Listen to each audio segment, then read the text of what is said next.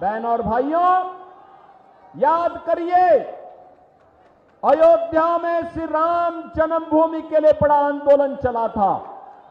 बंगाल के भी हमारे बहुत सारे कार सेवक गए थे। अयोध्या में राम मंदिर लोग कहते थे नहीं बन पाएगा। डबल इंजन की सरकार आई, बुलेट की स्पीड से आज अयोध्या में भव्य राम मंदिर का निर्माण भी हो गया है। और इसीलिए मैं आपसे कहने के लिए आया हूं, मोदी जी दिल्ली में और बंगाल में बीजेपी की गवर्नमेंट लेके आइए। डबल इंजन की भाजपा की सरकार दंगाइयों का इलाज कर देगी। दंगाइयों का ये जो टीएमसी और वामपंथ के जितने भी गुंडे हैं, इनका उपचार किसी के पास है तो अब बीजेपी की डबल इंजन सरकार के पास है। मैं देख रहा था यहां पर कितना अत्याचार यहां पर हुआ है। हम देख करके आश्चर्य करते हैं किस प्रकार का तांडव हुआ था। हमारे कार्यकर्ता सुमन बावड़ी को गोली मार दी गई। स्वरूप घोष, पलाश घोष, उत्पल दास जैसे कार्यकर्ताओं के घर उजाड़ दिए गए। तृणमूल के गुंडों ने सुशोभन का हाथ काट दिया गया।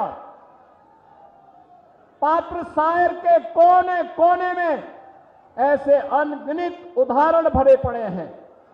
बहनों और भाइयों, हमें दुख होता है बंगाल का किसान और बिशनपुर का किसान तो अन्न उत्पादन करने वाला, भारत का पेट भरने वाला हमारा अन्नदाता किसान है, लेकिन उसको दाम नहीं मिल पा रहा। यहां पर आलू उत्तर प्रदेश के अंदर आज के दिन पर 15 से 16 रुपया किलो उसका दाम मिल रहा है और बंगाल में 1 से 1.5 रुपया।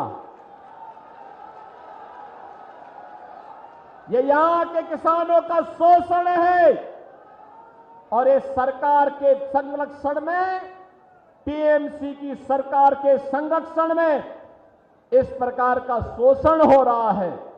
हम देख रहे हैं यहां पर किसान भारी कर्ज लेने को मजबूर है, डिप्रेशन का शिकार है। बंगाल को फिर से उस त्रासदी की ओर ले जाने का कार्य ये टीएमसी की सरकार कर रही है, जिसका उल्लेख 150 वर्ष पहले आनंद मठ के माध्यम से बंकिम चंद्र चट्टोपाध्याय ने बंगाल की त्रासदी की चर्चा की थी। वह उस समय अकाल था और आज सरकार के द्वारा पोषित गुंडों के द्वारा जो शोषण हो रहा है, उस शोषण, उस पलायन, उस बेरोजगारी, बंद हो रहे कल कारखाने, अन्नदाता किसान हताश और निराश की स्थिति में आज बंगाल के अंदर मजबूर होकर के यहां पर अन्याय और अत्याचार सहने के लिए मजबूर है।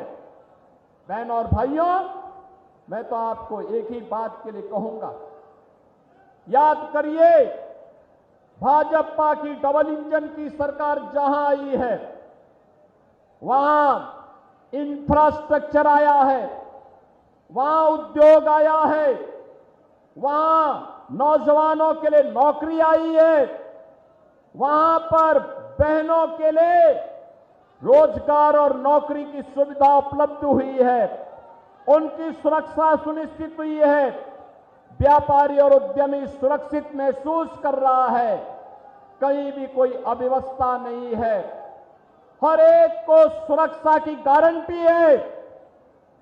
वहां पर प्रदेश तेजी के साथ आगे बढ़ रहा है, हर अन्नदाता किसान का सम्मान है, हर नौजवान के हाथ को कार्य है और वहां पर हर गरीब के लिए आगे बढ़ने की नई संभावनाएं हैं। उत्तर प्रदेश में 15 करोड़ गरीबों को फ्री में राशन की सुविधा का लाभ डबल इंजन की भाजपा की सरकार कर रही है। 10 करोड़ लोगों को यूपी के अंदर वहां पर आयुष्मान भारत में 5 लाख रुपए स्वास्थ्य की सुविधा प्राप्त हो रही है। याद करिए, 65 लाख गरीबों को प्रधानमंत्री आवास योजना का लाभ अकेले यूपी में प्राप्त हो गया है। बेहतर स्वास्थ्य की सुविधा प्राप्त हो रही है, अच्छी शिक्षा प्राप्त हो रही है। हमने अब तक उत्तर प्रदेश में 9 लाख नौजवानों को गवर्नमेंट की जॉब दी है और यही नहीं, 3 करोड़ से अधिक नौजवानों के लिए उद्योगों में भी नौकरी की व्यवस्था की है। बहनों और भाइयों, यह कार्य बंगाल में भी हो सकता है। बंगाल अपने वैभव की पुनर्स्थापना कर सकता है।